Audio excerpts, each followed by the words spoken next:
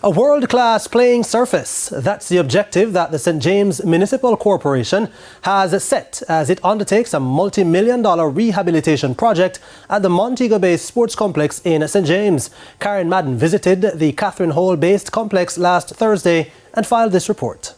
Sports facilities island-wide have come under increased scrutiny in light of the prominence sports continue to bring to the country. A recent TVJ Sports expose showed some of the major facilities in varying states of deterioration. Montego Bay's Deputy Mayor Richard Vernon is, however, insisting that the corporation is serious about sports in the second city and that is behind its decision to undertake the rehabilitation of the field. And you want to check out all of this?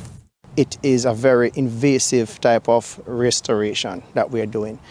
When we are done with this, we are looking at an international quality playing surface.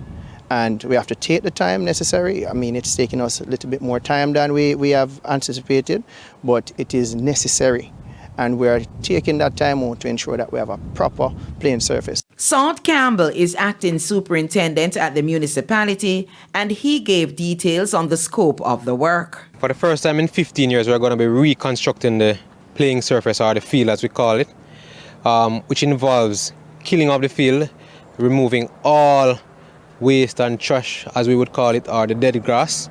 We're going to reseed with competition-grade sport seeds and carry through a germination process, rehabilitate the sprinkler systems. And the deputy mayor says the municipality will also be looking at other areas of the facility. The track, it's a multi-million-dollar investment, and to do the rehabilitation of the track, it is going to cost us millions of dollars. We're in dialogue with the minister via the Sports Development Foundation. They visited the location already. They are doing the costing, and they are going to communicate with us regarding that costing and how we are going to move forward in terms of repairing the track. The larger part of the facility, in terms of the seating, the bathroom, any area that needs to be repaired, that costing was done. Campbell also addressed some of the challenges the project has faced. It has taken us a little longer because the playing surface was a little bit difficult to deal with because there are many different species that would have found itself onto the field. But we are getting there now.